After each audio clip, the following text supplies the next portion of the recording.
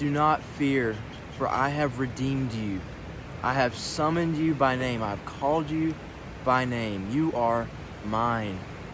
When you go through the deep waters, I will be with you. When you go through rivers of difficulty, you will not drown. That's Isaiah 43, 1 and 2. As you read that, as you hear that, that's a promise from the loving Father. When have I never come through? That's what God's asking us. It's not if you go through deep waters, through tough times, it's when. They are inevitable. Tough times will hit you, but the loving Father will be there. You might be facing addiction, job loss, anxiety, bad relationships or lack of relationships, failing to compare yourself to so many others, money. All these things might be the deep waters that you have gone through, that you are going through, or all that you will go through. But God starts out by saying, hey, don't be afraid. I've called you, I've redeemed you, I've saved you. Look to me in these times. It's comforting to me, at least, to think about. That's how it starts out. It doesn't say, hey, Justin, get your stuff together and then come to me so that way you can't be afraid. No, it says, do not fear, for I have redeemed you. That's the starting point. And then everything builds up from there. So it's not of if you go through tough times, it's when you go through tough times. You may be like I've been sometimes, and it feels like you're just treading, or maybe that the water's up to here right now. You might be treading, you might be barely just making it, but it says you will not drown. See, our lifeguard walks on water. He is willing to stand above the waters and pull you up like Jesus did with Peter. He calls us to deep waters of faith. It's not that he can't work in the shallow end, but what mighty of a God would we be able to profess if we say, hey, he can't do these big things? No, he calls you and me as we progress in our faith to go deeper and deeper into those waters. Not to see us fail, but because we are boasters of him when we are at our weakest point.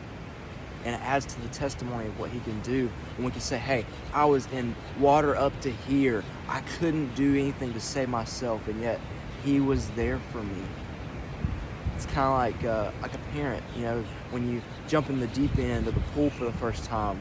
You got your floaties on, you maybe have your noodle, and they're telling you, hey, jump into my arms, I've got you. If that parent wasn't there, you would not take that risk. So why in the world would we doubt our loving Heavenly Father?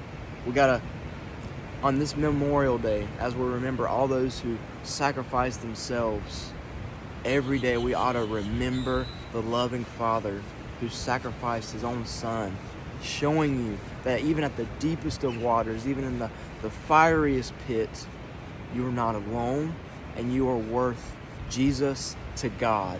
I read that the other day by Louis Giglio in his book, Goliath Must Fall, and that's just been on my mind ever since. You are worth Jesus to God. This isn't some self-help, motivational pep talk. This is the Bible speaking.